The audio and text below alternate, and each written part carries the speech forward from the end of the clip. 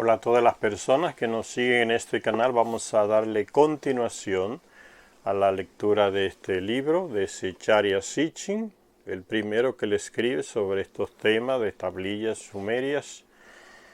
Y estamos leyendo el 12º planeta.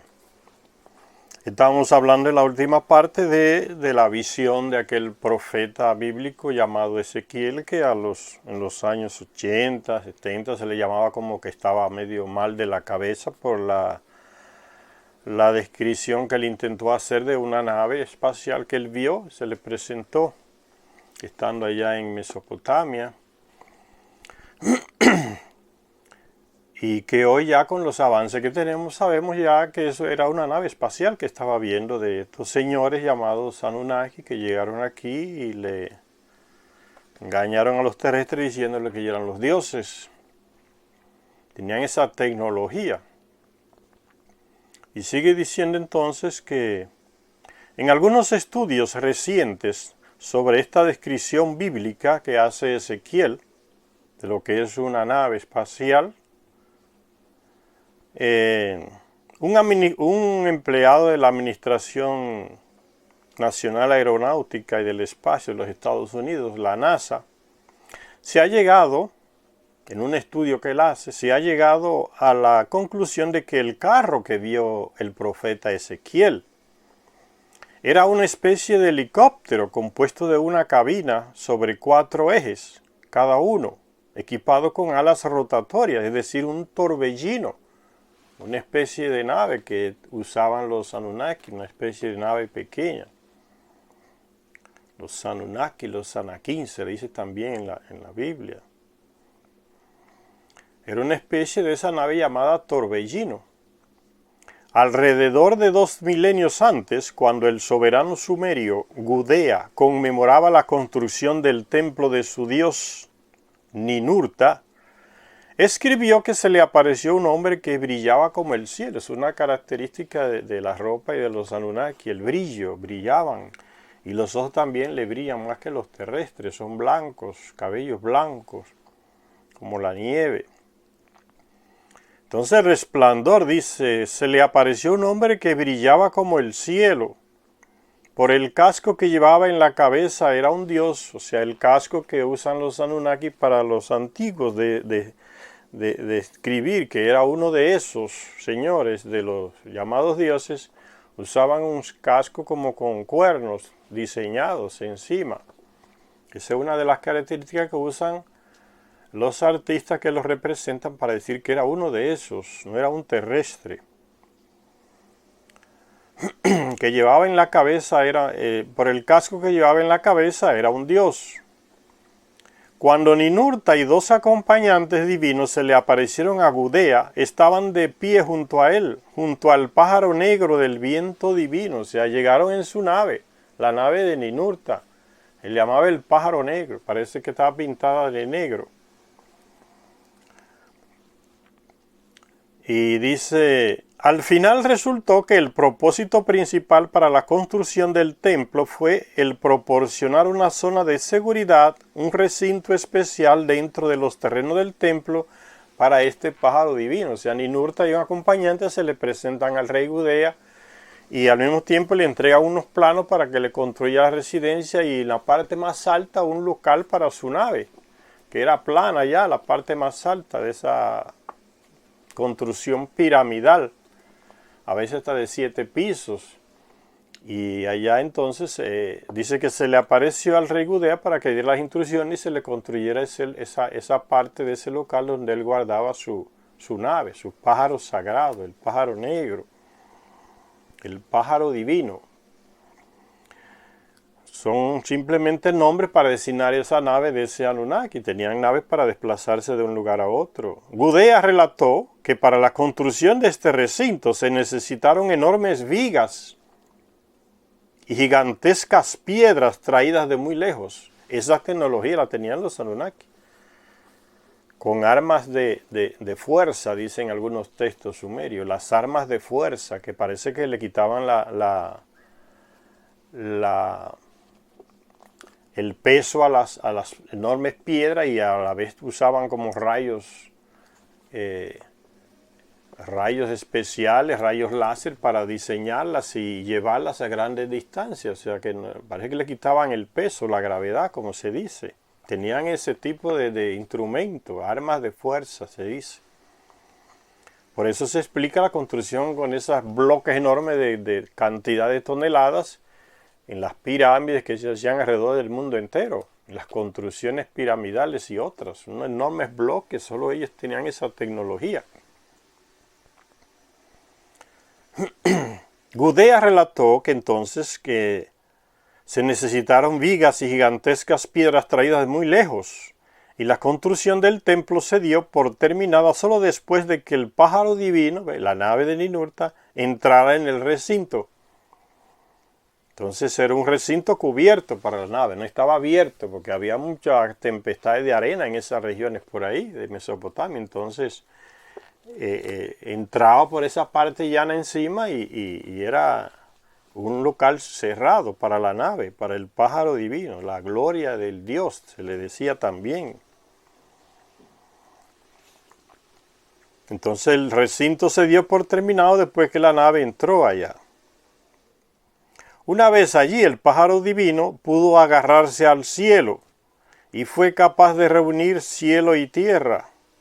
El objeto era tan importante, sagrado, que estaba permanentemente protegido por dos armas divinas. O sea, habían armas especiales, a veces hasta robots se construían para guardar ese tipo de naves, para que no fueran robadas o maltratadas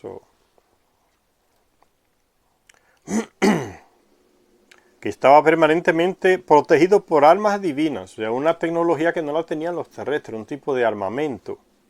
Solo lo tenían los dioses, los señores aquellos, por eso se le dice armas divinas, porque eran armas de los dioses, los Anunnaki. El cazador supremo y el asesino supremo, o sea, dos tipos de armamentos ahí para defender esa nave. Armas que emitían rayos de luz y rayos que daban muerte, ¿ven? Disparos de rayos de energía, puede ser plasma, puede ser otra cosa, o láser. Eran armas que con una tecnología que ellos tienen o tenían y que va enfrente de nosotros por millones y millones de años. Ahora, imagínense ustedes esa tecnología para esas personas de esa época. Era algo que no era incomprensible. Pero eran armas que mataban, decían, ¿no? Ellos sabían que mataban, rayos de luz, rayos que daban muerte. La similitud entre las descripciones bíblicas y sumerias, tanto de los vehículos como de los seres en su interior, son obvias. Las descripciones de los vehículos como de un pájaro, o sea, él puede volar, ¿y cuál es la referencia que el terrestre ve? Que un pájaro es el que vuela, entonces una nave que vuela es un pájaro que vuela.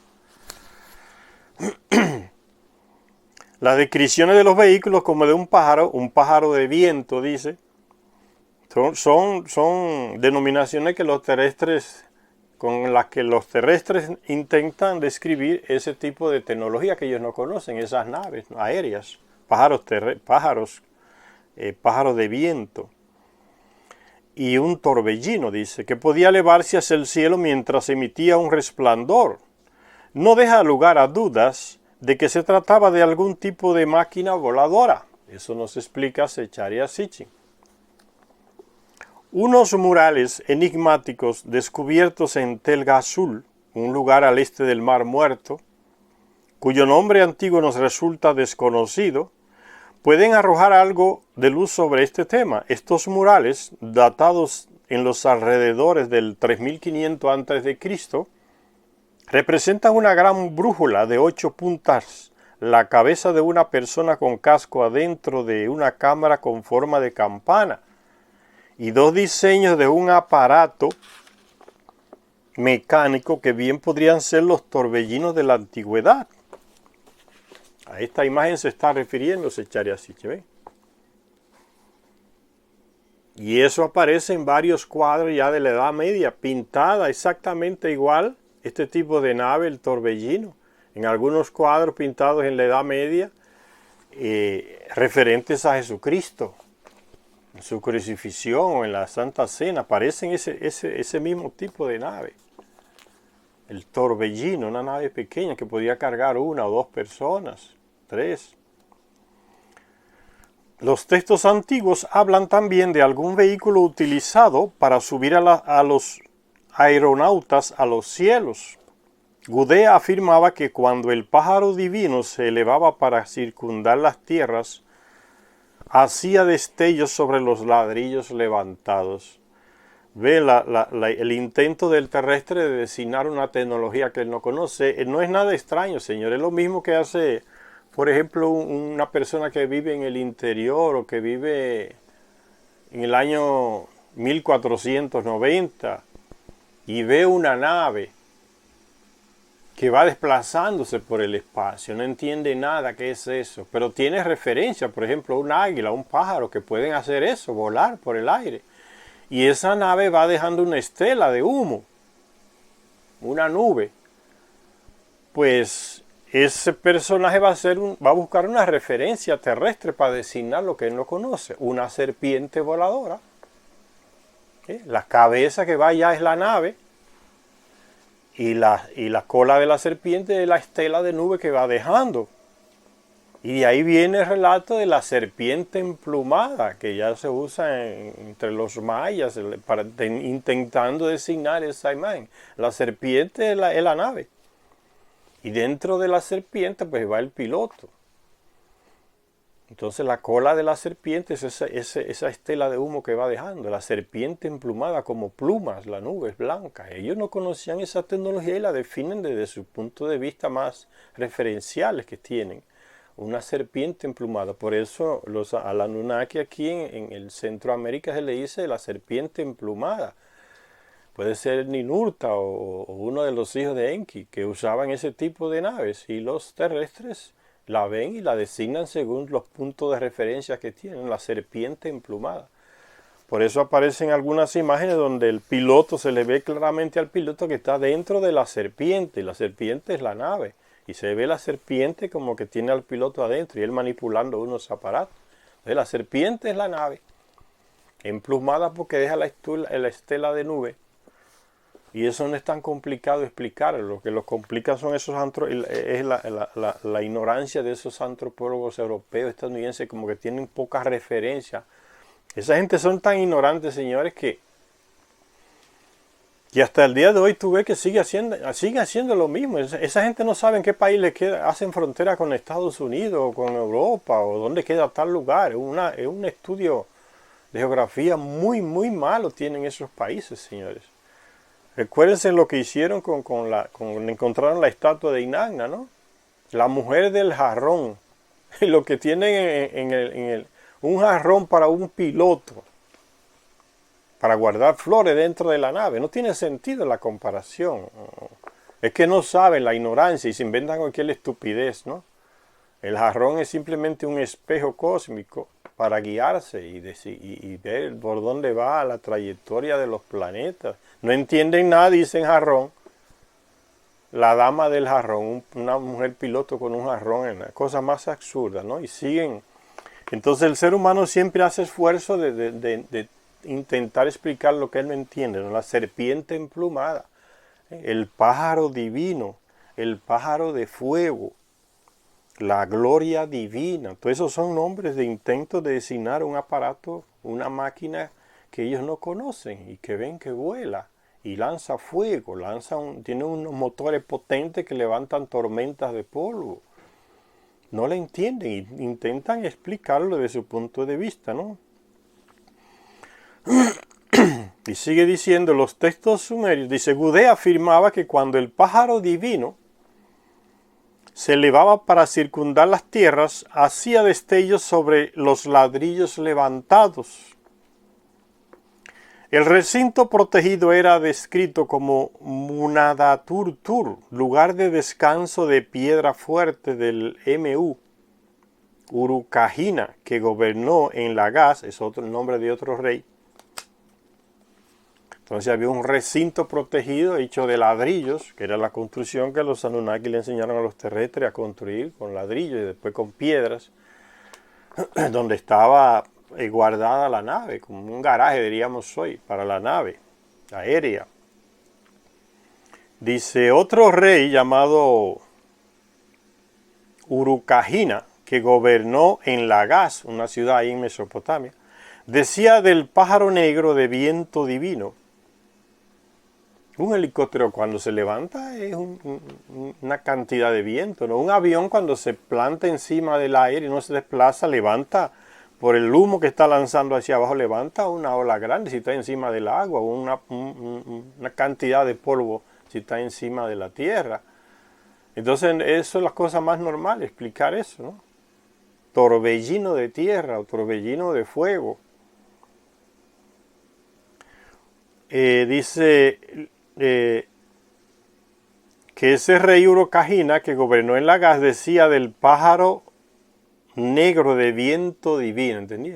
Lo identifica como si fuera un pájaro, es la referencia que él tiene de algo que vuela. Pájaro negro de viento divino. El MU que ilumina como un fuego alto y fuerte que hubiera hecho yo, de forma parecida.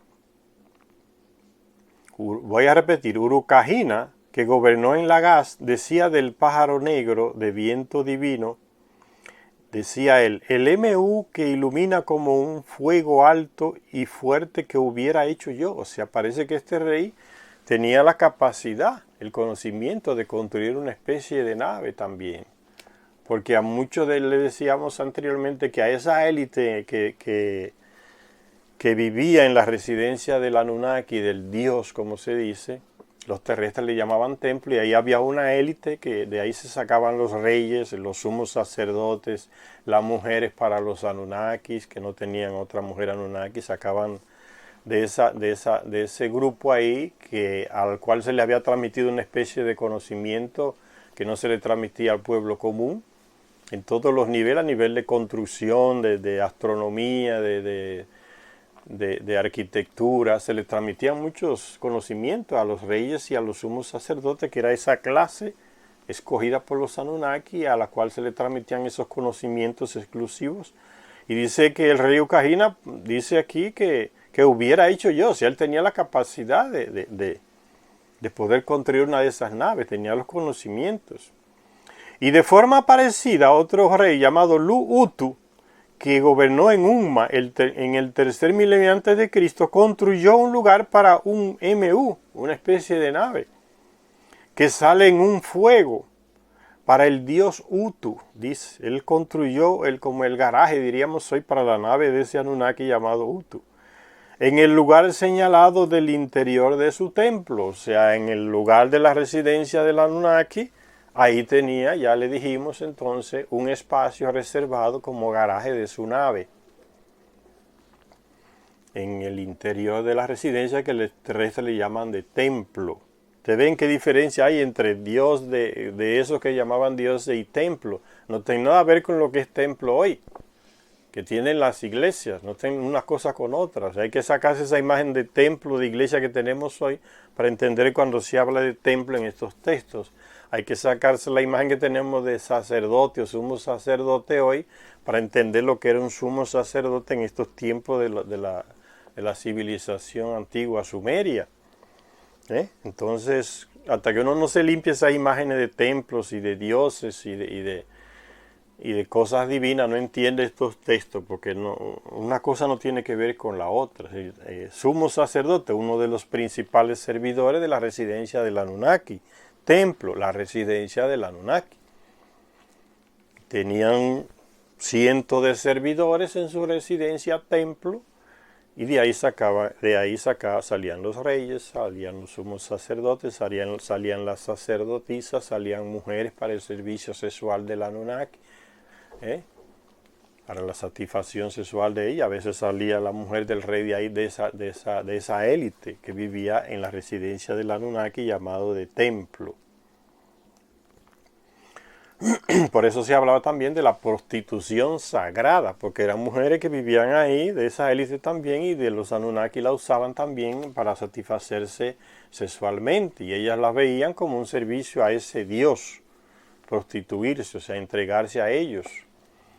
Y a veces incluso muchos de ellos, y de ella, porque Inanna también lo instaló, un centro de prostitución sagrado. O sea, ella llevaba hombres ahí que le servían a ella sexualmente, se satisfacía, hacía lo mismo que hacía uno de ellos, varones. Satisfacerse sexualmente con los terrestres que tenían a su disposición en sus templos, residencias. De otra manera, otro rey que se llamaba Lu-Utu, de forma parecida, que gobernó en Umma en el tercer milenio antes de Cristo, construyó un lugar para un Mu, que sale en un fuego, una especie de nave, para el dios Utu, en el lugar señalado del interior de su templo. Se le dijo, mira, en tal lugar de mi templo, residencia, me va a construir ese local aquí para mi nave. Eso es lo que está queriendo decir. El rey babilonio Nabucodonosor, segundo, en sus anotaciones sobre la reconstrucción que hizo del recinto sagrado de Marduk, Nabu era el hijo de Marduk, una terrestre, y era adorado como si fuese un dios también. Y por eso se le honra con el nombre de algunos reyes, Nabucodonosor I, Nabucodonosor II, tienen el nombre de Nabu al inicio.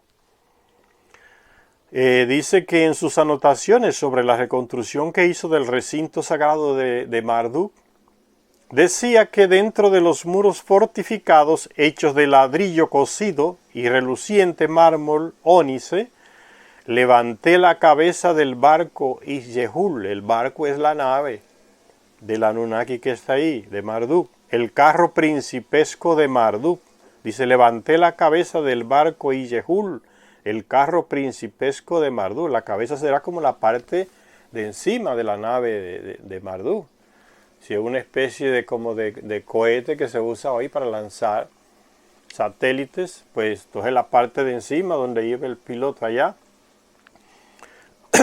dice, levanté la cabeza del barco Isyehul, el carro principesco de Marduk, el barco Satmuku, cuya llegada se observa, el viajero supremo entre cielo y tierra, en medio del pabellón que yo construí, apantallando sus costados. Está hablando del garaje de la nave que él construyó, del garaje que él construyó para la nave de Marduk cuando llegaba, y que se veía cuando llegaba.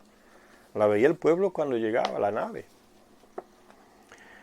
Y sigue diciendo, Isyehul, el primer epíteto empleado para describir a este viajero supremo, o carro de Marduk, significa literalmente alto, hasta el cielo, brillante en la noche.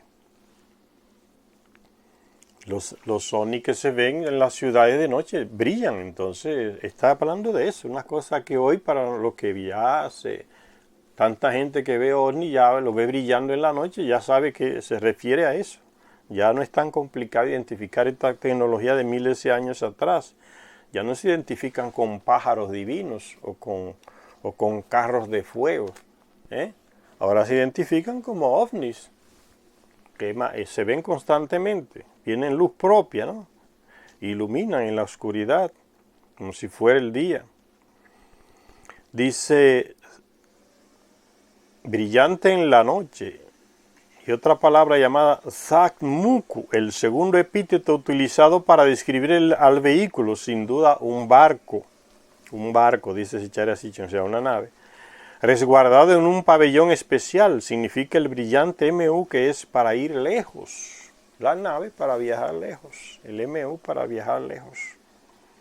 El que hubiera un MU, un objeto cónico con la parte superior ovalada, instalado de verdad en el interior del recinto sagrado de los templos de los grandes dioses del cielo y de la tierra, el garaje donde está la nave, es algo que afortunadamente se puede demostrar. Ahí, en una antigua moneda encontrada en Biblos, una ciudad que hoy pertenece al Líbano, la bíblica Jebal, Biblos, en la costa mediterránea del actual Líbano, se representa el gran templo de Istar en una moneda.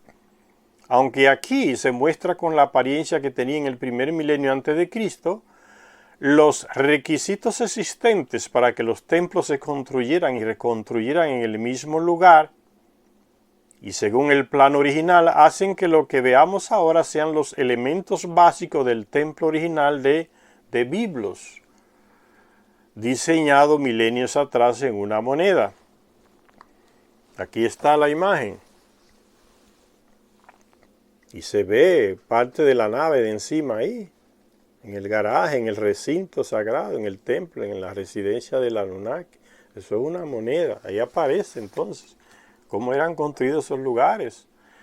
En el centro de esta zona sagrada dice, hay como una plataforma que por su entramado de vigas cruzadas, similar al de la Torre Eiffel en Francia, da la sensación de que fuera construida para soportar un gran peso.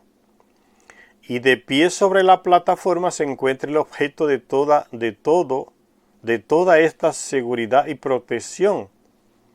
Un objeto que solo puede ser un MU.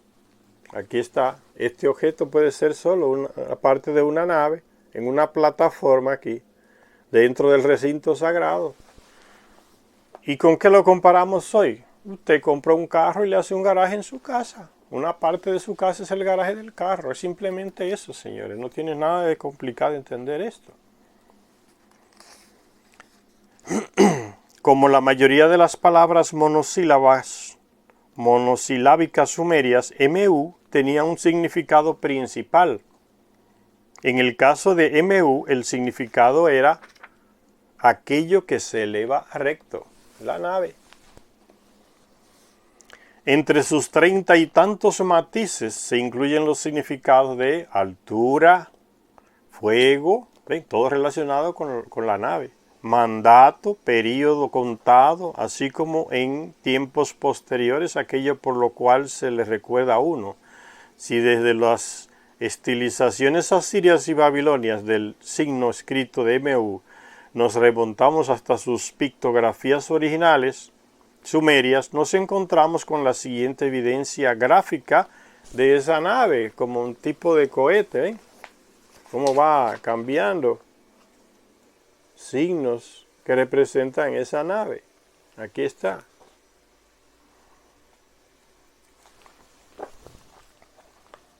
Vemos claramente una cámara cónica sola o con una sección, los cohetes que se envían hoy en las naves, la NASA, Rusia, los chinos, los que envían naves, Irán, hacia el espacio, tienen la misma forma, un cohete, una forma cónica, con dos cámaras, ¿no? Una se separa en el espacio y otra vuelve y cae aquí en la Tierra. Es la misma tecnología, señores, miles de años atrás de presentada.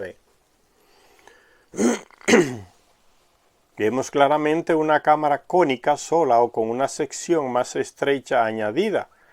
Desde una cámara en el cielo dorada te vigilaré, le prometía Inanna a un rey asirio. Desde una cámara en el cielo dorada te vigilaré. Prometía Inanna al rey asirio. ¿Acaso era este MU la cámara celestial? Podría ser una nave. En un himno a Inanna y sus viajes en el barco del cielo, se indica con toda claridad que el MU era el vehículo en el cual recorrían los dioses del cielo. Era una de las naves de los Anunnaki. Dice ese texto, dama del cielo, ella se pone la vestimenta del cielo, la ropa de astronauta, la ropa de piloto para guiar la nave. Por eso se le llama dama del cielo, viajaba mucho. Ella se pone la vestimenta del cielo, dice. ¿Qué terrestre tenía esa capacidad de tener esa vestimenta? No, nadie. A los que los Anunnaki le daban el privilegio. Entonces ellos llaman vestimenta del cielo. La usan los que van al cielo en las naves. Valientemente asciende hacia el cielo, sobre todas las tierras pobladas. Vuela en su MU. Dama que en su MU, en las alturas del cielo, aletea gozosa. Como si fuera un pájaro volando. Sobre todos los lugares de descanso vuela en su MU. ¿Está bien? Existen evidencias que demuestran que la gente del Mediterráneo oriental había visto estos objetos similares a cohetes no solo en algún templo, sino volando de verdad. En los glifos hititas, por ejemplo, se pueden ver contra un fondo de cielos estrellados misiles que cruzan cohetes montados sobre rampas de lanzamiento y hasta un dios en el interior de una cámara radiante. Se notan, hasta en pinturas de la Edad Media se notan las naves con seres dentro de ellas. OVNIs aparecen en muchos cuadros de la Edad Media. ¿De dónde lo sacaron? De lo que vieron. Veían en el espacio, en los cielos, esas naves. Y lo mismo diseñaron estos señores miles de años antes. Lo que ellos ven lo diseñaban. Naves, cosas, tipo cohetes aéreos y cosas así. Ellos lo diseñaban lo que veían. Sabían que eran naves guiadas por esos señores. Ellos solo tenían esa tecnología. El profesor J. Frankfurt, en su demostración sobre el modo en que se difundió por todo el mundo antiguo el arte de la elaboración de sellos cilíndricos, así como los temas representados en ellos, reproduce el diseño de un sello encontrado en Creta, la isla de Creta, en Grecia, y datado en el siglo XIII a.C., los grabados del sello representan con toda claridad un cohete que cruza el cielo propulsado por llamas que salen por su parte trasera. Lo que uno ve hoy, señores, un cohete lanzado al espacio. Aquí aparece, mire, el cohete lanzado y lanzando el fuego por detrás. Representaciones. La gente diseñaba lo que veía en el aire. No existía esa malicia que existe hoy, ¿no? De desinformar, como hace la NASA. Uno ve un platillo y la NASA dice que no, que tú no viste un platillo, que fue un globo. Los militares mienten por naturaleza, parece que es genético el mentirle a la gente, que la NASA es un apéndice de los militares del Pentágono. Es mentir, no importa lo más ridículo que sea, pero miente. No, tú no viste un platillo, era un globo. O sea, están diciendo que tú eres un estúpido. Los estúpidos son ellos que creen que la gente se cree todas esas mentiras absurdas que ellos dicen. La gente pintaba lo que veía en esas épocas. Al lado de pájaros, de animales y de estrellas en el firmamento se nota el cohete también que va hacia arriba. Son las naves que la gente veía. Y sigue diciendo la lectura, los caballos alados pues, eran esos, las naves, los animales entrecruzados, el globo celeste alado y la deidad con cuernos en su tocado, son todos ellos conocidos temas mesopotámicos, porque la gente los veía. Ciertamente se puede aceptar, porque el Anunnaki usa otro tipo de ropa diferente al terrestre, entonces el tocado con una especie de cuernos, pues, se le pintaba así para decir, ese es uno de ellos, no es uno de nosotros. Los caballos alados, los animales entrecruzados, el globo celeste alado y la deidad con cuernos en su tocado, son todos ellos conocidos temas mesopotámicos, porque en esa región vivían ellos, los señores, los Anunnaki, y la gente veía esas cosas. No tenía acceso a la tecnología, pero la veía constantemente. Ciertamente se puede aceptar que el cohete ígneo que aparece en el sello cretense era también un objeto familiar en todo el Oriente Próximo de la Antigüedad. Entonces esta moneda encontrada en Creta refleja eso. De hecho, se puede ver un cohete con alas o aletas alcanzable mediante una escalera, ¿ve? La escalera, la plataforma donde se sube a la nave. En una tablilla excavada en Geser, un cohete y una escalera para subir allá. Una ciudad de la antigua Canaán, Geser, al oeste de Jerusalén. En la doble impresión del mismo sello se ve también un cohete descansando en el suelo junto a una palmera.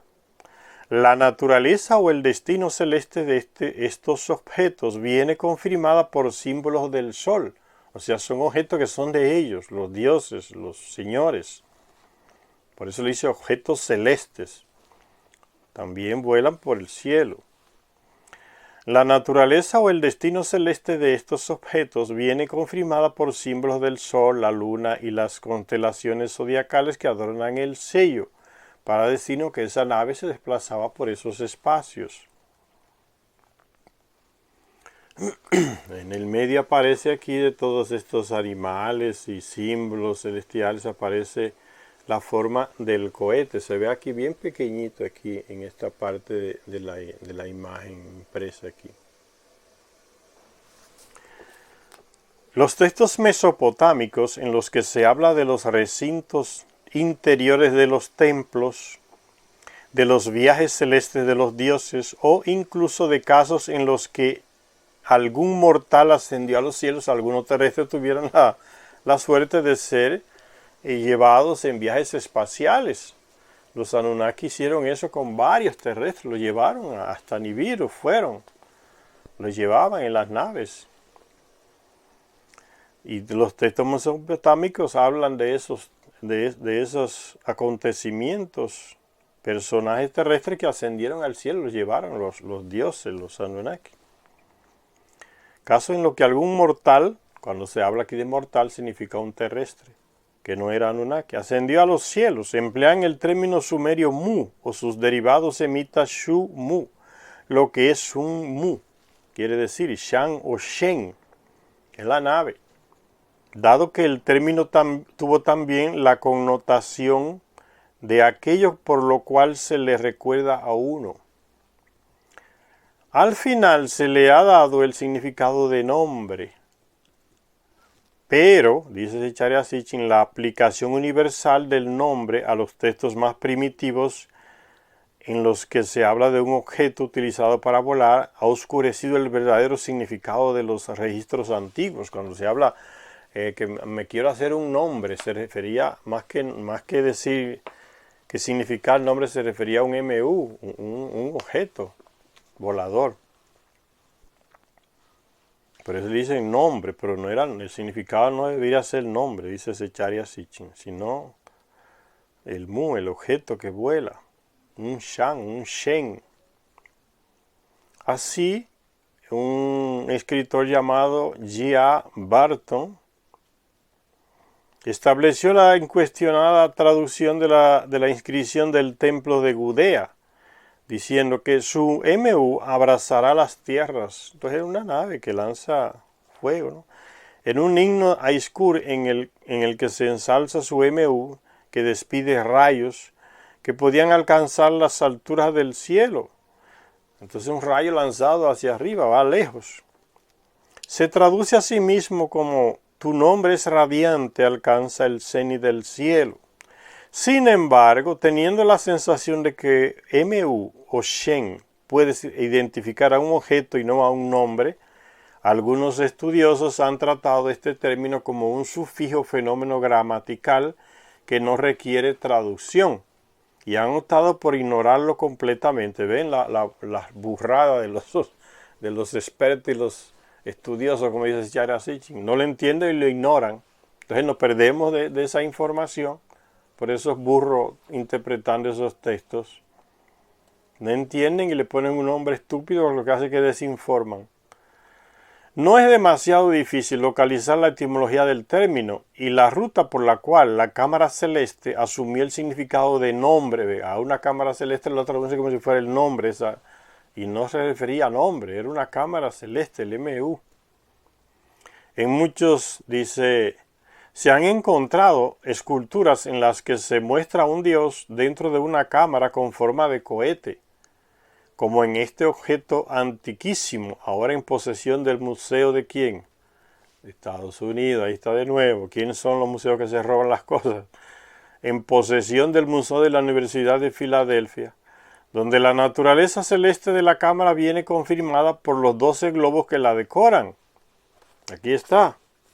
Los 12 globos que decoran esta cámara celeste. ¿Está aquí, ven? Contando esos 12 globos alrededor. Está hablando entonces de una cámara celeste, de una nave espacial. Una nave aérea. La cámara viene confirmada por los 12 globos que la decoran. Los 12 planetas. En muchos sellos se representa del mismo modo a un Dios, a veces dos, dentro de estas cámaras divinas. En la mayoría de los casos, estos dioses en el interior de sus óvalos sagrados eran representados como objeto de veneración. Un dios dentro de su nave, de su cámara celeste, ¿ves? Era objeto de adoración por la ignorancia de los terrestres. Es lo mismo que pasa en las religiones, señores. No hay reliquia que la gente va a matarse adorándola a las iglesias. Este es un clavo de la cruz de Cristo. Ahí va un montón de gente haciendo fila anualmente a ponerle la mano y a besarla, a reverenciarla. Un pedazo de un clavo. Imagínese usted. Otro que es un pedazo del diente de San Fulano. Es lo mismo, la reliquia. Van a adorarla como si fuera la persona o la cruz misma de Cristo. Y eso hacían antiguamente, ¿no? Reliquias que iban a ser adoradas. La nave del Dios. Iban a adorar la nave en el templo, en la residencia. Hacerle reverencia a la nave. Lo mismo que sucede en las religiones, señores. Fíjense la ignorancia en la que nos meten las religiones. Y esperar milagros de esa, pues si le pone la mano a esa parte de la nave del Dios o a esa reliquia de la cruz de Cristo de un clavo, le pone la mano, algún milagro puede suceder. Igual como se hacía milenios atrás, señores, con naves y cosas que la gente no sabía qué era, y como lo tenía como Dios, era una cosa de un Dios, entonces algún bien nos va a venir si adoramos eso ahí. En muchos sellos se representa del mismo modo a un Dios, a veces dos, dentro de estas cámaras divinas. En la mayoría de los casos, estos dioses en el interior de sus óvalos sagrados eran representados como objetos de veneración. Esto se lo podía llevar una persona a su casa y reverenciarlo como si fuera el lugar del Dios. Como hacen en las religiones, le prenden vela a la reliquia de una cosa que vieron. Con el deseo de adorar a sus dioses en cualquier lugar y no solo en la casa oficial, en la residencia de la Anunnaki, en el templo, entonces la gente se construía las reliquias y se las llevaba para aquí y para allá. Con el deseo de adorar a sus dioses en cualquier lugar y no solo en la casa oficial de cada deidad, los pueblos antiguos establecieron la costumbre de crear imitaciones. Imitaciones para llevarlas de aquí para allá. Del Dios, imitaciones del Dios dentro de su divina cámara celeste. Igual que hacemos hoy. Uno se lleva una estatua de un santo que no sabe ni la gente no sabe si existió o no. Pero ahí está con una cara y un cuerpo y la gente se lo echa en su bolsa y se lo lleva a tal lugar y lo adora allá y para que lo proteja. Igual como se hacen con esta reliquia de los dioses o de las naves de ellos. Crean imitaciones del Dios dentro de su divina cámara celeste. En los sitios seleccionados se levantaron pilares de piedra simulando la forma del vehículo oval. Y se talló la imagen del Dios en la piedra para indicar que estaba dentro del objeto. ¿Ven? Entonces a eso se refieren estos objetos, estas pinturas aquí. Son para cargarla a cualquier lugar y tener como la presencia del Dios y de su objeto sagrado, como ellos piensan, en cualquier lugar.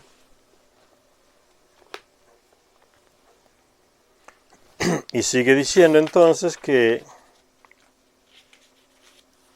los terrestres crearon esa costumbre, ¿no? de crear imitaciones manuales del Dios dentro de su cámara celeste, dentro de su nave.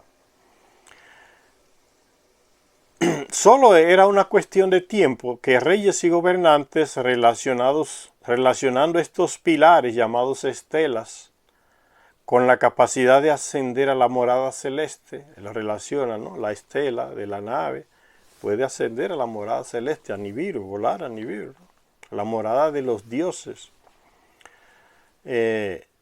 Comenzaran a tallar sus propias imágenes en las estelas como una forma de asociarse a sí mismos con la morada eterna, como que el rey en esas imágenes talladas, el rey aparecía adentro y como que él también tenía esa posibilidad de ir a la mansión eterna, ¿no? A la mansión de los dioses, la morada celeste, en esas naves. Y entonces dice, si no podían escapar al olvido físico, que al menos su nombre, que era realmente la nave espacial, al menos su nombre se recordaba para siempre como uno que tenía una nave y podía ir allá. Y se puede apoyar la idea de que estos pilares de piedra conmemorativos pretendían simular a la nave celeste ígnea, gracias al término por el cual se conocía en la antigüedad a estas estelas, celeste ígnea. Los sumerios las llamaban Naru, piedras que ascienden, ¿ve? Son piedras que ascienden, representan a la nave que pueden volar, las piedras que ascienden, hechas de piedra como una simulación que representa a la nave que puede ascender. Entonces llaman piedras que ascienden. Los acadios, los babilonios y los asirios las llamaban Naru, objetos que despiden luz. Los amurru las llamaron Nuras, que significa objetos ígneos. En hebreo, Ner aún sigue significando un pilar que emite luz, un cohete. Y de ahí su significado actual de vela.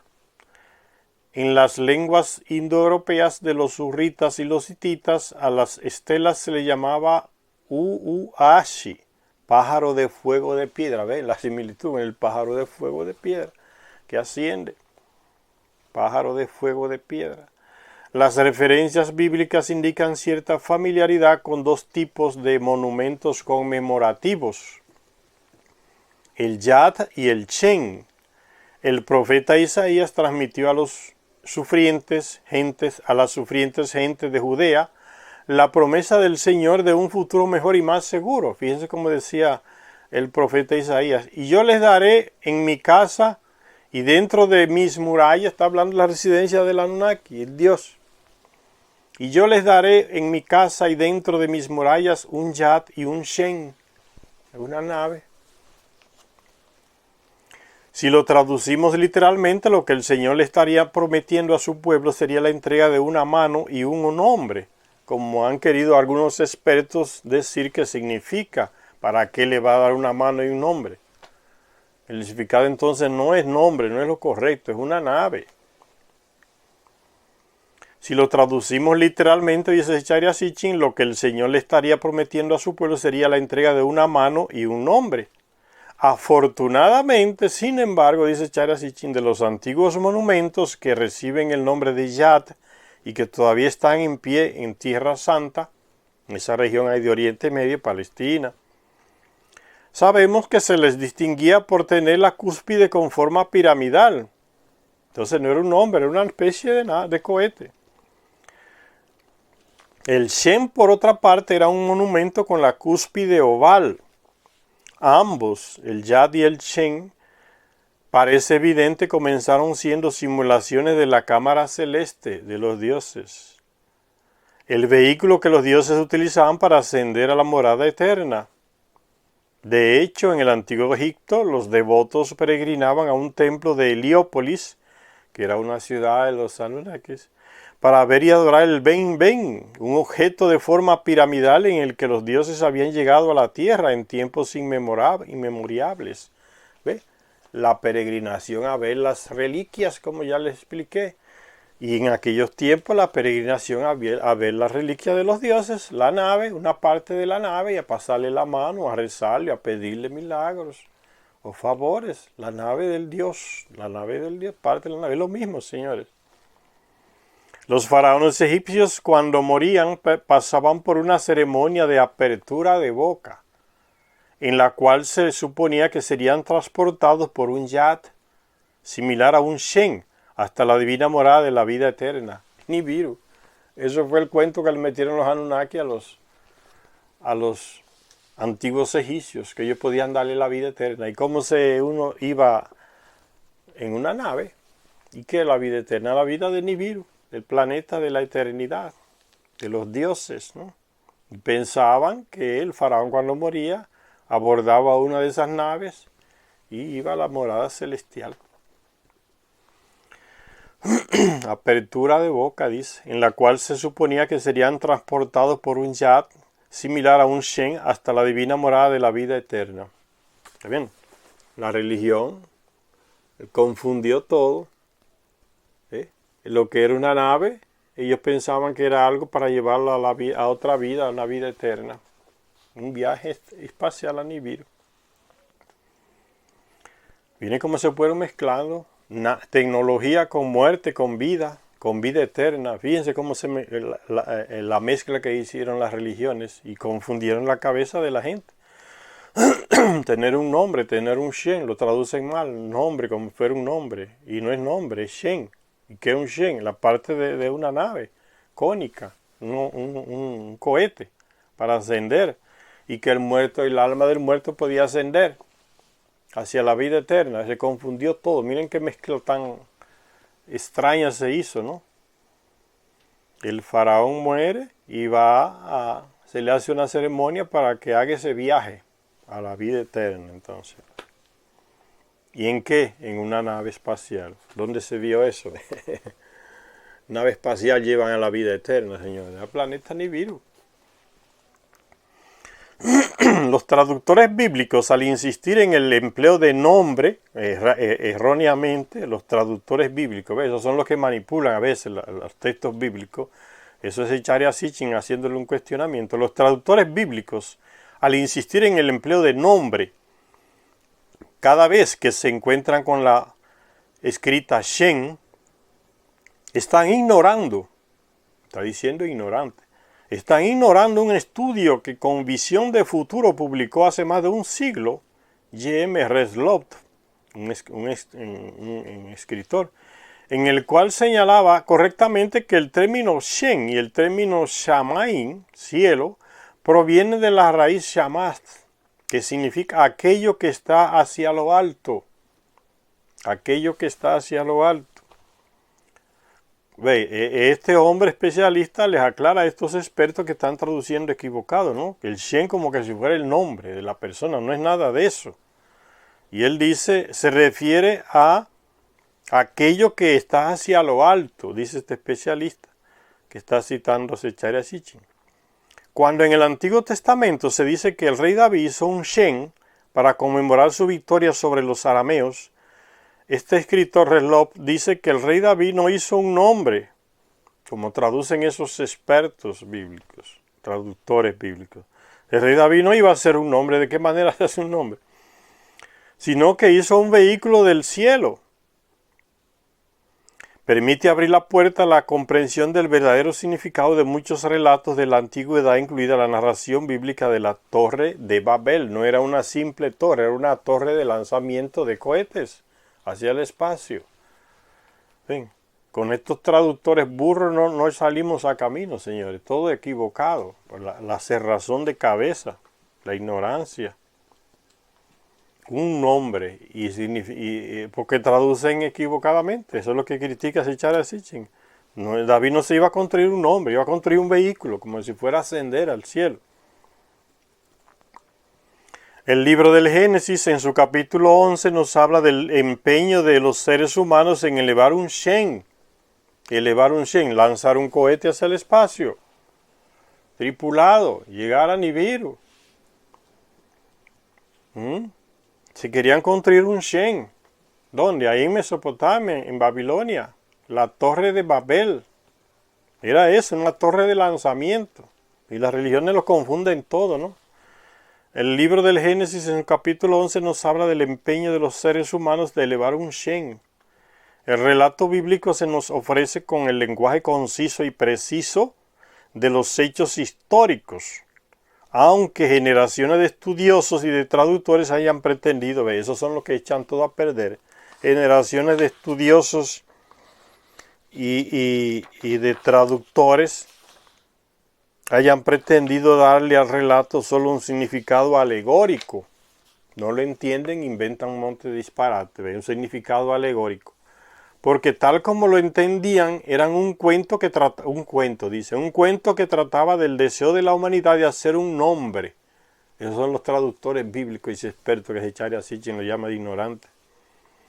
Con este enfoque se privó, dice Zecharia, y con ese enfoque de esos señores, insistiendo en que eso debía traducir como que querían hacerse un nombre, con este enfoque se privó al relato de su verdadero significado, un significado basado en hechos reales.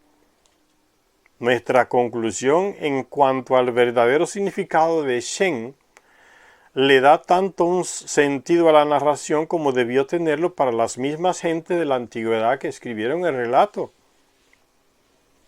El relato bíblico de la Torre de Babel trata de hechos, no son mitos, no son leyendas, suposiciones o alegorías, como dicen esos llamados estudiosos expertos.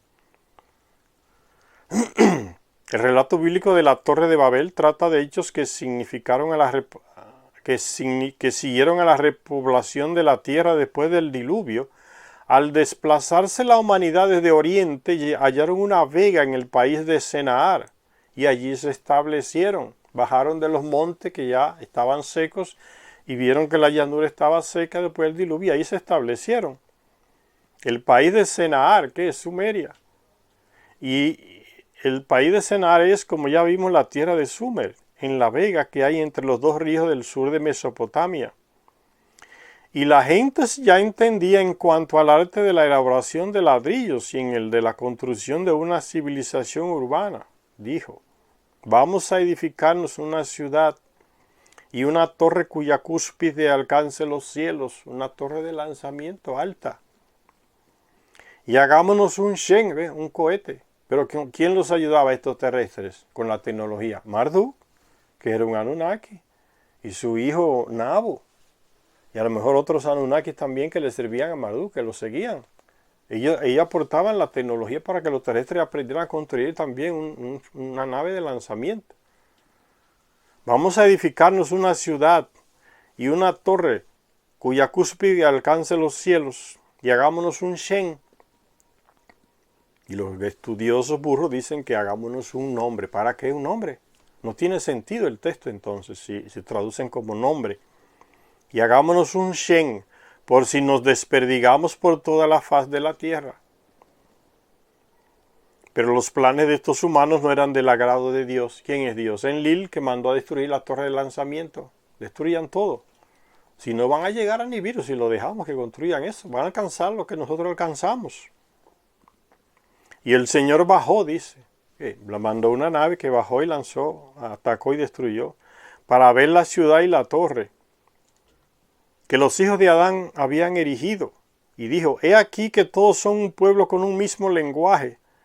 Y esto es solo el comienzo de sus empresas. Ahora nada de cuanto se propongan les será imposible hacer. Con la tecnología que muchos Anunnaki compartieron con los terrestres, ya nada imposible de lo que hacían los otros Anunnaki iban a dejar de hacer los terrestres. Ya le estaban dando a algunos Anunnaki con Marduk y otros la tecnología, el conocimiento, la sabiduría para construir un Shen, una nave, y lanzarla, y hacer una torre de lanzamiento. ¿Y qué hacen Lil y su grupo? Es que aparece como si fuera Dios. Les confunde el lenguaje. Vamos a dividirle entonces que no se entiendan. Y le mandó fuego a la torre de ahí en Babil, o Babel, y destruyó todo, la torre de Babel. Entonces en la Biblia los traductores deforman todo. A nadie le explican estas cosas. Que era una torre de lanzamiento. Hacerse un nombre, cosa más ridícula. Los hijos de Adán, ¿por qué? Porque son ya hombres civilizados, descendientes de Adapa. El hombre civilizado, que la Biblia lo confunde con el Adán, que era el hombre primitivo. Esos traductores hacen un desastre en la Biblia. Y el Señor dijo a algunos colegas a los que el Antiguo Testamento no nombra, ¿para qué va a consultar Dios con otros? Si fuera ese Dios monoteísta que dice las tres grandes religiones que tenemos hoy, el judaísmo, el islam y el catolicismo. Si es Dios todopoderoso y no sé qué, ¿por qué va a consultar con otros? Simplemente son los Anunnaki, es Enlil consultando con sus hijos para lanzar el ataque y destruir la torre de lanzamiento que estaban construyendo Marduk y sus seguidores terrestres, los hijos de Adán, como dice. Y el Señor dijo a algunos colegas a los que el Antiguo Testamento no nombra, es trabajo de los traductores escondiendo las cosas. Vea pues, bajemos, y una vez allí confundamos su lenguaje. Bajemos. Ahí vuelve otra vez, ven, no pueden ocultar que no se trata de un Dios monoteísta, Ahí vuelve a aparecer el plural, como aquella vez, hagamos al hombre a nuestra imagen. Aquí dice, bajemos también. Están viendo cómo en los textos antiguos se cuela el original, que los manipuladores religiosos no han podido eliminar. Aquí dice, mire, bajemos, es plural. Y si es Dios, entonces ¿por qué dice bajemos? Y dice, primero dice que el Señor, ¿ves? Primero dice el Señor y después entonces de esto dice bajemos. Toda una contradicción. Bajemos. Y una vez allí confundamos, de nuevo el plural, confundamos su lenguaje, para que no entienda cada cual el de su prójimo. Y desde allí el Señor los desperdigó. Vuelve otra vez, dice que el Señor, ¿ves? Singular. Y por toda la faz de la tierra, y dejaron de edificar la ciudad. Por eso se le llamó Babel. No fue por eso. Porque allí embrolló el Señor la lengua de la tierra. Ve la conclusión de los traductores bíblicos religiosos. Manipulan todo. La traducción tradicional de Shem como nombre ha hecho que el relato resultara ininteligible durante generaciones.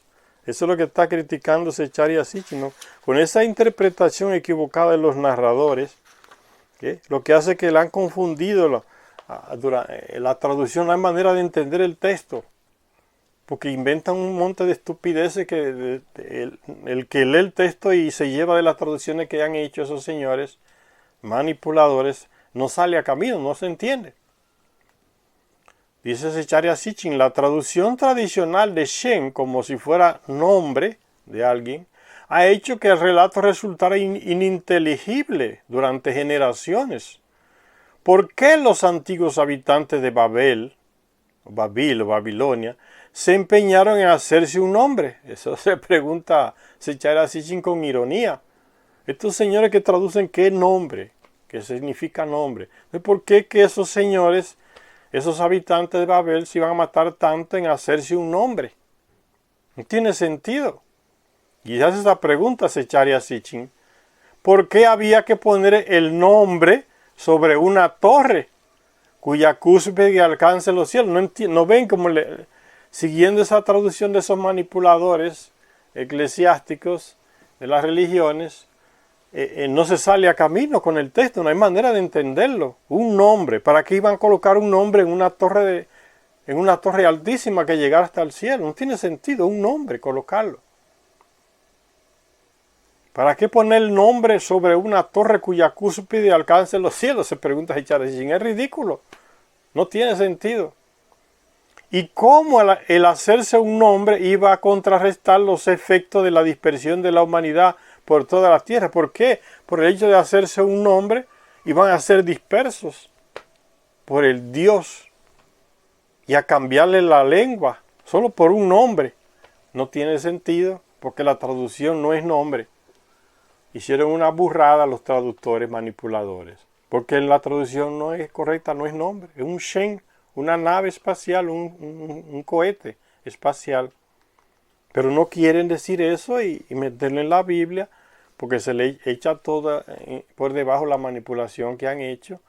Entonces inventan unos disparates, un nombre, para ponerle en una torre grande que llegue hasta el cielo, un nombre. No tiene sentido. Eso es lo que está criticando Zecharia Sitchin. Si todo lo que aquellas gentes querían era hacerse, tal como explican los estudiosos expertos, una reputación, ¿por qué disgustó tanto este empeño al Señor Dios? ¿Por qué la deidad consideró el hacerse un nombre como una hazaña tras la cual nada de cuanto se propongan les será imposible hacer? Solo por hacerse un nombre llevan a tener tanto conocimiento de hacer lo que se propusieran. Zecharia Sitchin sigue haciéndole pregunta a esta estupidez de los traductores y narradores bíblicos. Las explicaciones tradicionales son indudablemente insuficientes para aclarar por qué el Señor consideró necesario convocar a otras deidades que no se nombran para bajar y dar fin a este empeño humano solo por un simple nombre, porque si van a construir un nombre, construir un nombre, colocar un nombre en una torre altísima que llega hasta el cielo, Las preguntas que le hace Chaira Sitchin dejan en ridículo la traducción tradicional de estos textos bíblicos. Pura manipulación. Y sigue diciéndose Chaira Sitchin: creemos que las respuestas a todas estas preguntas se hacen plausibles, incluso obvias, si traducimos por vehículo aéreo en lugar de decir nombre. Si traducimos por vehículo aéreo en vez de nombre el término Shen, que es la palabra empleada en el texto original hebreo de la Biblia. Entonces fíjense cómo hacen la manipulación los traductores de las grandes religiones. Lo que es Shen, que es nave espacial, la ponen como nombre, porque si colocan nave espacial, imagínense, se les echa a perder la manipulación. Nave espacial, entonces Dios no era el que tenemos, el que le hemos metido a la cabeza, se nos va a echar todo a perder la manipulación. Entonces, ¿qué Dios es ese que predicamos tanto y ahora resulta que era una nave espacial?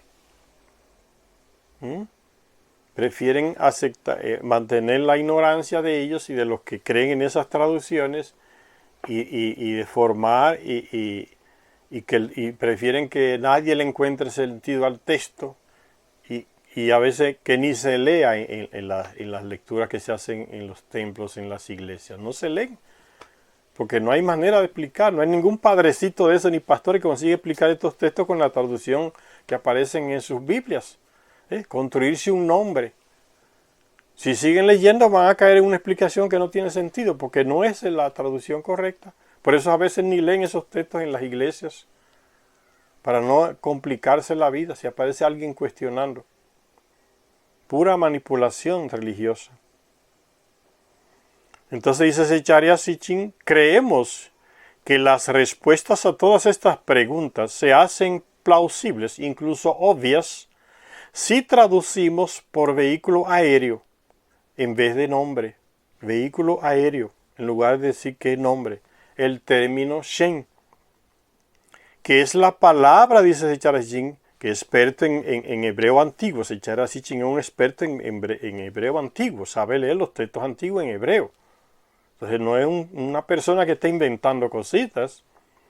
Él sabe cuál es el significado en el hebreo antiguo de esa palabra, que no es nombre. Por eso él está criticando a esos traductores tradicionales de la Biblia, que manipulan la traducción para adecuarla a sus objetivos, que es mantener la ignorancia a través de la religión. Dice Shen, que es la palabra empleada en el texto original hebreo de la Biblia. Y a ese texto original que hace referencia siempre Zecharia Sitchin, porque él sabe leer ese texto original en hebreo. Que Shen, que es la palabra empleada en el texto original hebreo de la Biblia. De este modo, el relato trataría de la preocupación de los seres humanos por no perder el contacto entre ellos a medida que las gentes se fueran esparciendo por la tierra. Con una nave espacial podían desplazarse y comunicarse más fácil los terrestres que se iban expandiendo por diferentes lugares del planeta. Con naves espaciales, imitando a los dioses que iban en sus naves espaciales y visitaban cualquier lugar de la Tierra. Los terrestres quieren hacer lo mismo. Vamos a construirnos un Shen, una nave que podamos también desplazarnos y visitar a los que emigraron de aquí, se fueron a otro lugar y nunca más tuvimos contacto con ellos. Bien, ven cómo le da sentido entonces al texto. De este modo el relato trataría de la preocupación de los terrestres por no perder el contacto entre ellos a medida que las gentes se fueran esparciendo por la tierra. Ven el significado tan distinto de los traductores de la Biblia. Construirse un nombre, ¿para qué? Por esto decidieron construir un vehículo aéreo en lugar de un nombre y levantar una torre de lanzamiento para el vehículo, es lo más normal. Con el fin de poder volar también ellos, como la diosa Ishtar, por ejemplo, en un MU sobre todas las tierras pobladas. El terrestre queriendo imitar la tecnología de los Anunnaki, ayudados por otros Anunnaki. Construiremos también un Shen. No es lo que hicimos, no es lo que están haciendo los terrestres hoy. Lo que hace la NASA, lo que hacen los rusos, lo que hacen los japoneses, lo que hacen los chinos, los iranianos. Mandar naves, ya la construyen. Ese objetivo se consigue hoy ya, porque ya no hay Dios que impida eso. El terrestre lo consiguió, ya mandó naves a otro planeta. Se consiguió lo que en la Torre de Babel no se pudo conseguir porque había un grupo que se oponía a eso y tenía las armas para destruir el proyecto y lo destruyeron. Hoy no. Una parte del texto babilonio, conocido como la epopeya de la creación, cuenta que la primera puerta de los dioses, la construyeron en Babilonia los mismos dioses. Puerta de los dioses, el espacio puerto por donde lanzaban las naves hacia Nibiru. Ellos fueron los primeros que hicieron eso, cuando llegaron aquí, un espacio puerto para sus naves. Espacio puerto, puerta de los dioses. Las construyeron en Babilonia los mismos dioses. A los Anunnaki, los dioses de base, se les ordenó: construyan la puerta de los dioses, que se elabore su enladrillado. Su Shen estará en el lugar designado. Un enladrillado, con columnas enormes de piedras bien colocadas para el aterrizaje y para el ascenso. Las naves de los Anunnaki, señores. La puerta de los dioses, el espacio puerto. Durante 2 años los Anunnaki trabajaron sin descanso, aplicaron la herramienta, moldearon ladrillos, hasta que elevaron a las alturas la cúspide de Shahila, levantando la torre de lanzamiento, con los materiales que encontraron aquí. Shahí, la casa de los grandes dioses, los templos, las residencias, y construyeron la torre de la plataforma tan alta como el alto cielo. Para un terrestre mirar hacia arriba, aquella torre enorme, como la vemos hoy, una torre donde se coloca la nave que va a salir hacia el espacio, imagina cómo la veían aquellos miles de años atrás, que no entendían nada de aquella tecnología. Dice, hubo cierto descaro por parte de la humanidad al establecer su propia torre de lanzamiento en un lugar utilizado originalmente por los dioses para este propósito. Entonces, ¿qué era lo que hacían los terrestres? Intentaban utilizar las plataformas que los dioses habían construido para sus lanzamientos. Los terrestres la utilizaban también, y por eso dicen en el mismo lugar, aprovechar la base que ya está y levantamos la torre de lanzamiento, es más fácil. Por los dioses para este propósito, pues el nombre del lugar, Babili, significa literalmente puerta de los dioses. Había un espacio puerta en el mismo lugar. ¿Existe alguna otra evidencia que corrobore el relato bíblico y nuestra interpretación de él? La interpretación que hace Zecharia Sitchin del texto bíblico, que no era construirse un nombre, hablando del episodio de la Torre de Babel, como traducen los bíblicos manipuladores, sino una torre de lanzamiento y un Shen, una nave espacial. Entonces pregunta Zecharia Sitchin, ¿existe alguna otra evidencia que corrobore el relato bíblico y nuestra interpretación de él? ¿Cómo Zecharia Sitchin está interpretando el relato bíblico? Que no es nombre, es Shen, que en el original hebreo dice la nave espacial. ¿Existe alguna otra evidencia que corrobore la interpretación bíblica que está haciendo Zecharia Sitchin de este relato de la Torre de Babel, de construirse un nombre? En lugar de decir construirse una torre de lanzamiento y una nave. El sacerdote historiador, dice Zecharia Sitchin, que esa otra evidencia, sí, dice, el sacerdote e historiador babilonio Beroso, que en el siglo III a.C. compiló una historia de la humanidad, dice que los primeros habitantes de la tierra, regocijándose en su propia fortaleza, se propusieron levantar una torre cuya cúspide alcanzara el cielo, una torre de lanzamiento. Pero los dioses y unos fuertes vientos la derrumbaron. Eso dice ese escritor Beroso, que ya vimos Beroso, fue llamado para escribir la historia antigua de los babilonios. Y dice, él relata eso, que en los textos se encontraron esas cosas que él escribió en sus libros de historia. Pero los dioses y unos fuertes vientos la derrubaron. Y los dioses introdujeron una gran diversidad de lenguas entre los hombres, que hasta aquel entonces hablaban todos el mismo lenguaje. Eso dice ese escritor. Aquí no habla, Veroso no habla de nombre. ¿Le ven?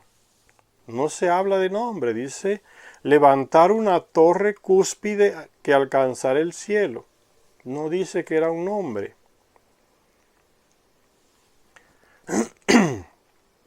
George Smith encontró en los escritos del historiador griego Esteo. George Smith es un historiador. No sé de qué país será, si Estados Unidos quizás. George Smith escribió una obra. Encontró en los escritos del historiador griego Esteo una reseña en la que se decía que de acuerdo con antiguas tradiciones, la gente que escapó al diluvio llegó a Senaar en Babilonia, pero que fueron sacados de allí por una diversificación de lenguas. El historiador Alejandro Polihistor, siglo I a.C., escribió que todos los hombres hablaban la misma lengua en un principio, y que había una lengua madre, y que después algunos se propusieron levantar una enorme y noble torre con el fin de poder trepar hasta el cielo. ¿Ve? No dice nombre. Levantar una torre para poder trepar hasta el cielo. Ir hacia Nibiru. Porque a quién se le va a ocurrir hacer una torre solamente para subir ahí arriba y volver y bajar nada más. Es una torre de lanzamiento.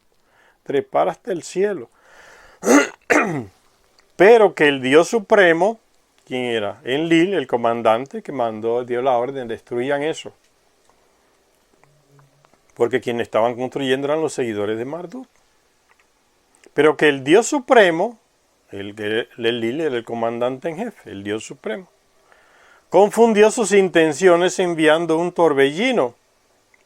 Y a cada tribu se le dio un lenguaje diferente. La ciudad donde sucedió esto fue Babilonia. Están hablando estos relatos antiguos del mismo hecho original. La torre de Babilonia. Los traductores bíblicos lo deforman para manipular. Dicen un nombre. En estos momentos existen pocas dudas respecto al hecho de que los relatos bíblicos, así como las informaciones de historiadores griegos de hace 2000 años y de su predecesor Veroso, tengan todos un origen sumerio anterior.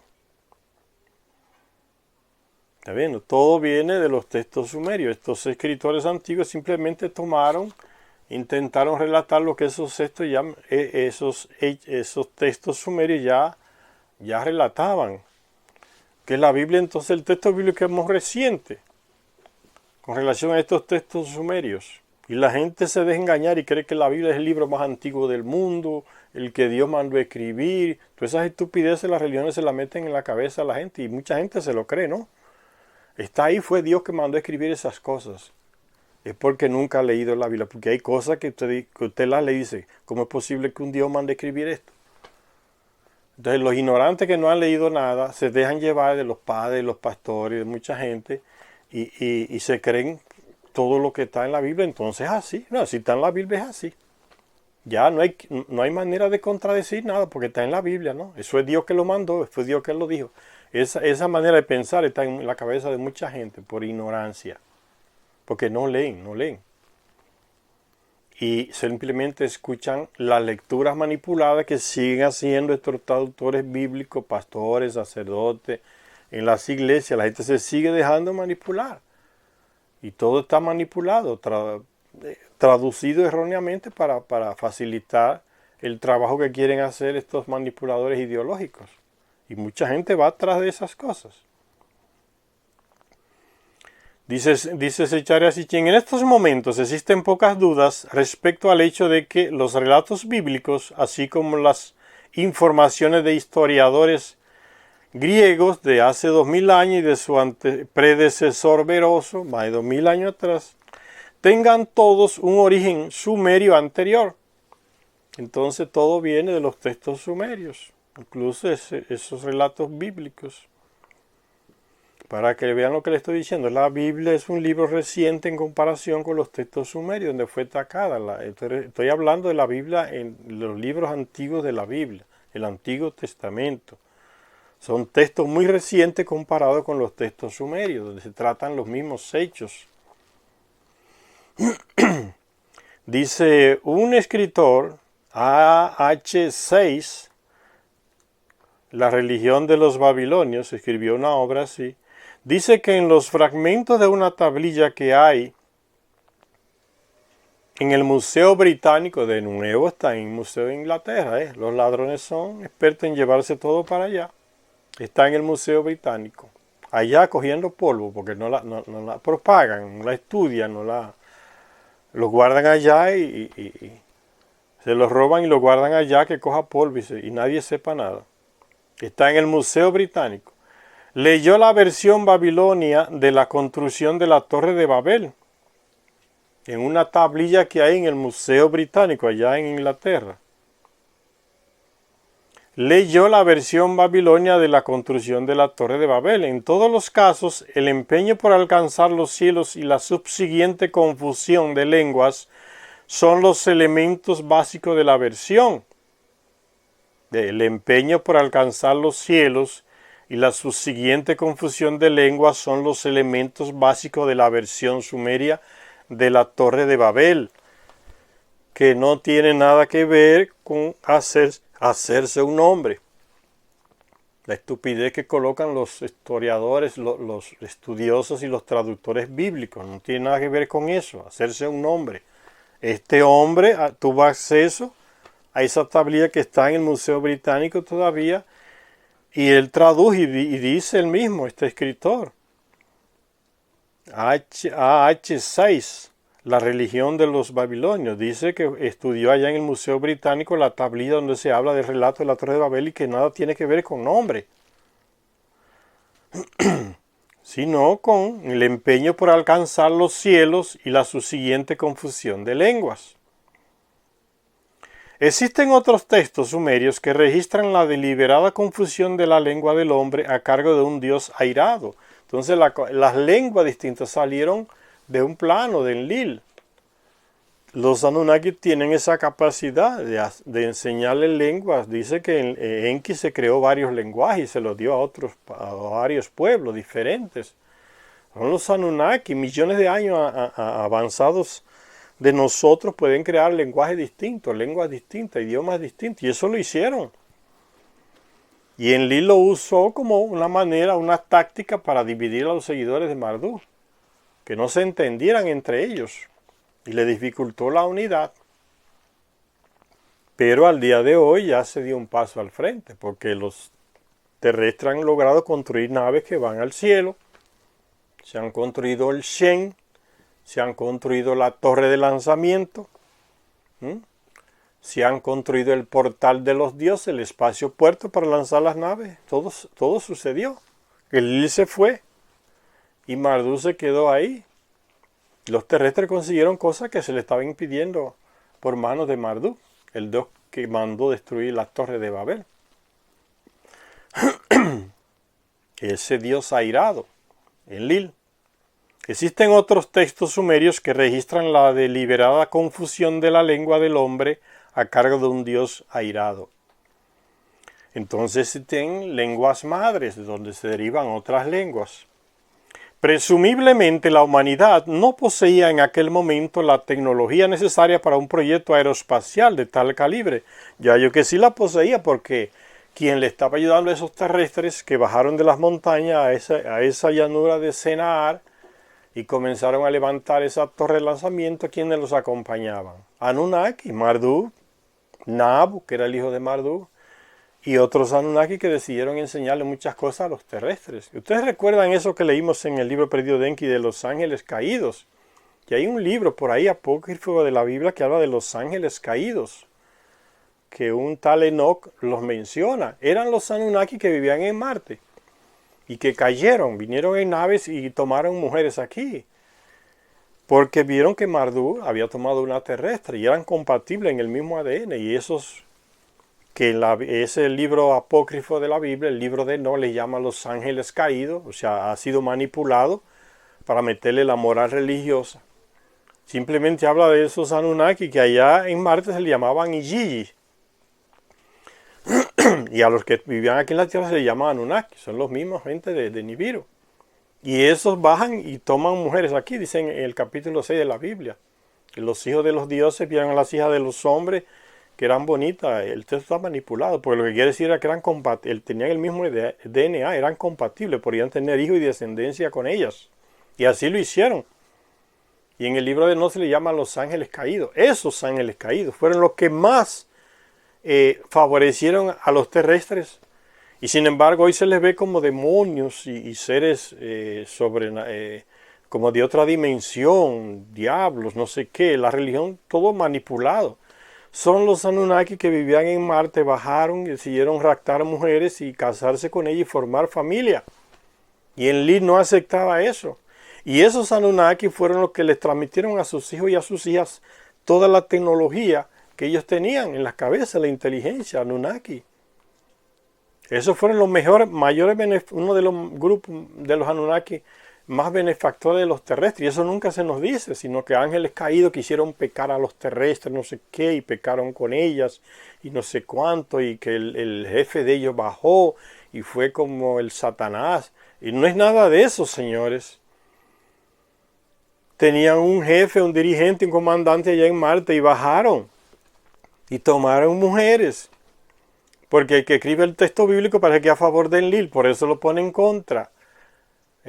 Y el que manipula el libro de Enoch también parece que es a favor de Enlil. Los coloca como pecadores que bajaron, y los demonios, los ángeles caídos, toda esa nomenclatura estúpida que sale de la religión, de la moral religiosa, se la colocan esos señores. Fueron de los mayores Anunnaki que más beneficiaron a los terrestres, porque se casaron con esa mujer aunque fueron raptadas. ¿Por qué la raptaron?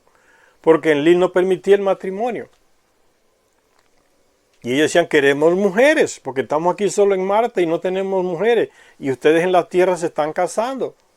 Y nosotros también tenemos necesidad de tener descendencia. Y bajaron y tomaron las que quisieron, como dice el texto bíblico, capítulo 6, por ahí del Génesis. Son los ángeles caídos y se casaron con sus mujeres, formaron familia y se expandieron por varias partes de la Asia, de Europa, lo que hoy es Europa, y varias partes del mundo. Y le transmitieron a esos hijos e hijas sus conocimientos, su tecnología. Esos fueron de los mayores beneficiarios Anunnaki de los terrestres. Igual que Enki, que los creó. Y sin embargo se dice que son los ángeles caídos, los diablos, los que cayeron en el submundo de los espíritus porque pecaron. No es nada de eso, señores. Ven, como leyendo uno se libera y se entera de todas esas manipulaciones.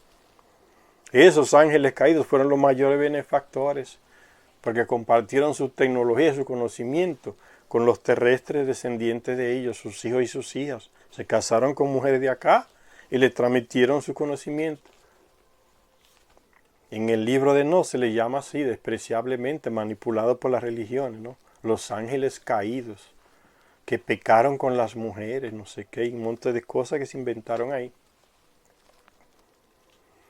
Dice, entonces, ¿por qué hoy se tiene esa tecnología de enviar naves al espacio con personas hacia allá? Lo que querían esos terrestres miles de años atrás y que ese Dios no les dejó hacer.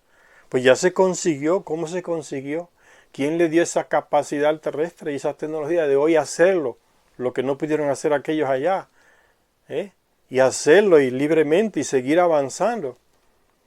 Entonces hay Anunnaki que se dedicaron a compartir la tecnología con los terrestres. Y sigue hasta el día de hoy. Esos ángeles caídos no se dejen engañar, no son diablos ni demonios. Son Anunnaki que compartieron su tecnología con los terrestres. Y en generación vienen esos conocimientos. Hasta el día de hoy, señores. Fíjense lo que hace la lectura. Nos libera de muchas estupideces que las religiones nos meten en la cabeza. Ángeles caídos, le dicen. o diablos o demonios, lo han deformado todo. Dice, en estos momentos existen pocas dudas. Hablábamos de ese hombre que fue y leyó las tablillas ya en el museo en Inglaterra, en ese museo británico, y vio que no había nada que tenga que ver con nombre, como hicieron los traductores bíblicos. Eso no tiene nada que ver con nombre, ni construirse un nombre. Es simplemente el empeño de alcanzar los cielos y la subsiguiente confusión de las lenguas. Eso es lo que está en el texto original, las tablillas. No habla nada de nombre. Eso es echar a Sitchin colocando ejemplos para justificar la posición de él, que no era nombre, era Shen, era una nave aérea. Presumiblemente, sigue diciendo, la humanidad no poseía en aquel momento la tecnología necesaria para un proyecto aeroespacial de tal calibre, pero la poseían los Anunnaki que acompañaban a esos terrestres. Por eso el Dios va y lo destruye, porque él ve la posibilidad de que lo consigan, porque hay Anunnaki acompañando a los terrestres. Y dice Zecharia Sitchin aquí, ¿hubo algún Dios que desafiara a los demás ayudando a la humanidad? Claro, eso es lo que le estoy explicando. Marduk y su grupo estaban ahí, y muchos de esos ángeles caídos que dice en el libro de No, que eran Anunnaki que seguían a Marduk, que se casaron con terrestres y le transmitieron sus conocimientos, su tecnología. Esa gente estaba con Marduk ahí, en las llanuras también. Crearon sus familias con esas mujeres que raptaron, porque no lo dejaron casarse con ellas, las raptaron y crearon sus familiares. Y les transmitieron a sus hijas ese conocimiento de ellos. Por eso dice aquí Zecharia Sitchin, ¿hubo algún Dios que desafiara a los demás ayudando a la humanidad? Esos fueron los llamados ángeles caídos. En un sello sumerio se muestra una confrontación armada entre dioses, aparentemente por la construcción humana de una torre plataforma. Aquí está esta imagen, parece como un dios, un enfrentamiento entre ellos, o uno destruyendo una torre de plataforma, una plataforma construida, y los terrestres aquí debajo que mueren, algunos han sido abatidos.